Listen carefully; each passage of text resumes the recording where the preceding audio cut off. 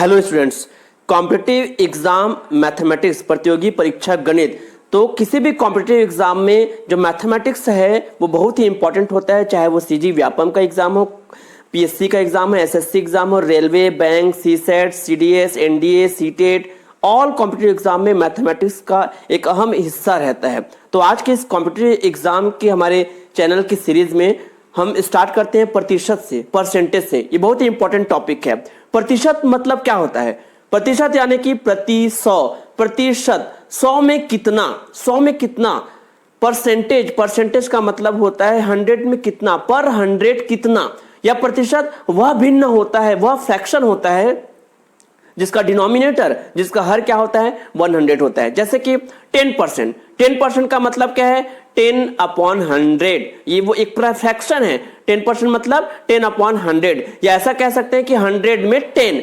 20% मतलब 20/100, या कहेंगे 100 में 20, 100 में 20। एग्जाम्पल के लिए यदि किसी विद्यार्थी को मान लेते हैं 2000 अंकों में से उसके जो भी एग्जाम होंगे उसमें 2000 नंबर्स में से उसे 1000 नंबर्स प्राप्त होते हैं, 1000 नंबर्स प्राप्त होते हैं, तो हम क्या बोलेंगे, जैसे 2000 में 1000 उसे मिला है, मतलब आधा अंक मिला है, तो हम उसे कहते हैं कि उसे 50% अंक प्राप्त हुए, 50% मार्क्स उन्होंने गेन किए हैं। ये होता है प्रतिशत का डेफिनेशन, प्रतिशत का मतलब।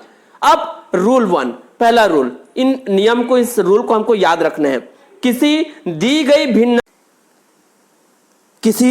भिन्न को प्रतिशत में कैसे बदलेंगे? पहले से ही कोई फ्रैक्शन दिया रहेगा और उसको हमको परसेंटेज में गुना करना है। रूल ये है, किसी भिन्न को प्रतिशत में अगर बदलना है तो सीधे सीधे 100 से गुना कर देना है, मल्टीप्लाई बाय 100 से गुना कर देना है। जैसे एग्जांपल के लिए 4/5 का प्रतिशत क्या होगा, व्हाट इज परसेंटेज ऑफ 4/5?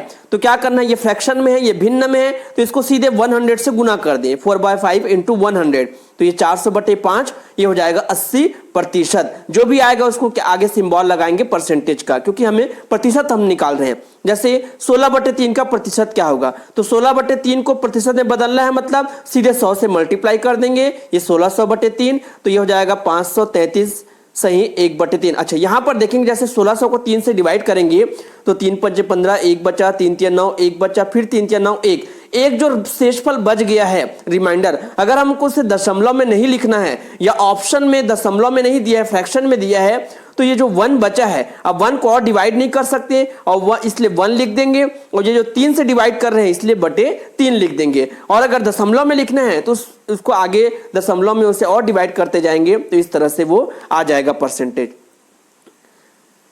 अब रूल 2, सेकंड रूल ये है, प्रतिशत को भिन्न में बदलना। अभी हमने देखा था भिन्न को प्रतिशत में बदलना, अब हम क्या देख रहे हैं, प्रतिशत को भिन्न में बदलना, कन्वर्ट परसेंट टू फ्रैक्शन।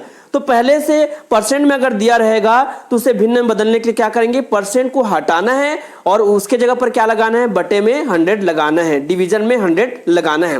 जैसे 60% को भिन्न में बदलिए, कन्वर्ट 60% इनटू फ्रैक्शन। तो क्या करेंगे, 60% इक्वल टू क्या हो जाएगा, परसेंट को अगर हम हटाते हैं, परसेंट मतलब 100 में होता है, तो परसेंट को हटाएंगे तो अपॉन में क्या लग जाएगा, 100। तो इस तरह से इसको हम सॉल्व करेंगे तो 3/5 ये क्या हो जाएगा, फ्रैक्शन आ जाएगा।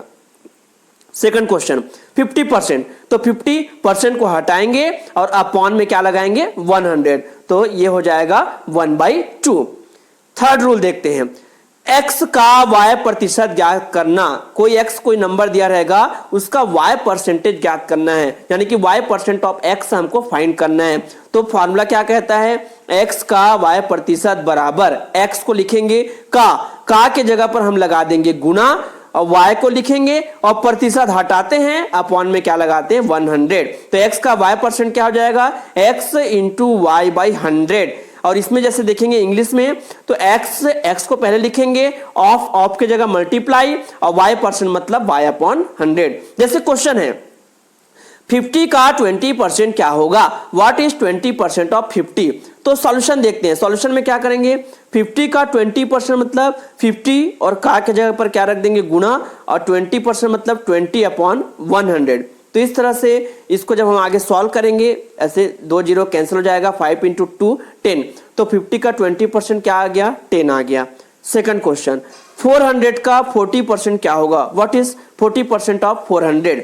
तो सीधे 40% ऑफ 400, तो 400 को हमने पहले लिखा, ऑफ की जगह हमने क्या कर दिया? मल्टीप्लीकेशन, और 40% मतलब 40 अपॉन 100। इस तरह से इसकी वैल्यू क्या आ जाएगी? 160। फोर्थ रूल देखते हैं। अब अगर इस टाइप का क्वेश्चन होगा, एक्स वाई का कितना प्रतिशत होगा? एक्स वाई का कितना प्रतिशत होगा? X is what percent of y, या how much percent of y. तो एक्स वाई का कितना प्रतिशत, किसका प्रतिशत निकाल रहे हैं? एक्स का निकाल रहे हैं। तो एक्स को हमने पहले लिखा, और किस में से प्रतिशत निकाल रहे हैं? वाई में, वाई का निकाल रहे हैं। तो वाई अपॉन के नीचे, और परसेंट निकाल रहे हैं मतलब क्या कर दिए? 100 कर दिए। एक्स का परसेंट निकालना है वाई की तुलना में, तो एक्स को पहले लिखे, किसकी तुलना में? वाई की तुलना में, वाई का कंपैरिजन में, इंटू 100। क्वेश्चन 24 300 का कितना प्रतिशत है? 24 इज व्हाट परसेंट ऑफ 300? तो 24 300 का कितना प्रतिशत है? 24 को पहले लिखेंगे, और किस में से प्रतिशत निकाल रहे हैं? किसके कंपैरिजन? 300, तो अपॉन में 300, और परसेंट निकाल रहे हैं मतलब इंटू 100। और इस तरह से इसको हम ऐसे सॉल्व करेंगे, जो भी आएगा 8% में आएगा।